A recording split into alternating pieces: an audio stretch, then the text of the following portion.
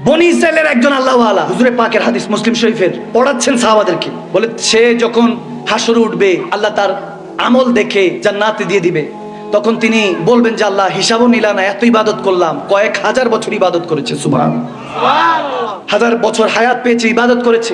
এমনও এসেছে যে এশার সময় ওযু করেছে, ওই এক ওযু দিয়ে ফজরের নামাজও পড়েছে, সুবহানাল্লাহ, রাত পার করেছে, তাহাজ্জুদে বসে কেঁদেছে।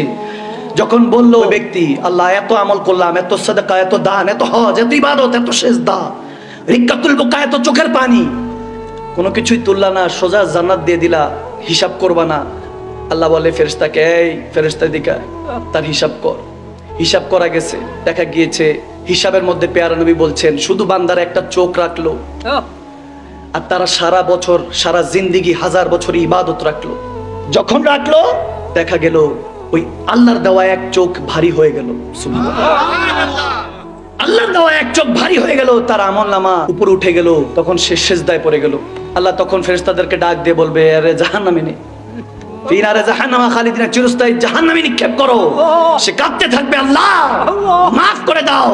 আমার দয়াল নবী পড়াচ্ছেন মুসলিম শরীফে হাদিস, হাদিসুন সহিহ, বলতেছে বান্দা শুকরিয়া করলা না, তাহলে তুমি সব হারাবা। আল্লাহর দেওয়া অঙ্গ প্রত্যঙ্গ সমস্ত কিছুর মধ্যে তোমাকে শুকরগুজার বান্দা হতে হবে। একবার উচ্চ আওয়াজে পড়ি আলহামদুলিল্লাহ। হযরতে ইয়াহইয়া আলাইহিস সালাম আল্লাহর কাছে জানতে চাইলেন, আল্লাহ এই সরজমিনে নবী রাসূলদের পরও কি তোমার কোনো পেয়ারা বান্দা আছে যাকে তুমি অনেক ভালোবাসো? বলেন হ্যাঁ আছে, প্রচন্ড শুকরিয়া করে আমার কাছে, অনেক শুকরগুজার বান্দা, আমার নবী রাসূলদের পরে তার মাকাম। বলে আল্লাহ যদি তাকে দেখতে পেতাম। সাথে সাথে জিবরিল আলাইহিস সালাম হাজির হলো, সুবহানাল্লাহ, বুখারী হাদিস। হাজির হয়ে তেনাকে কাঁধে উঠিয়ে জিবরিল আমিন উড়াল দিলেন।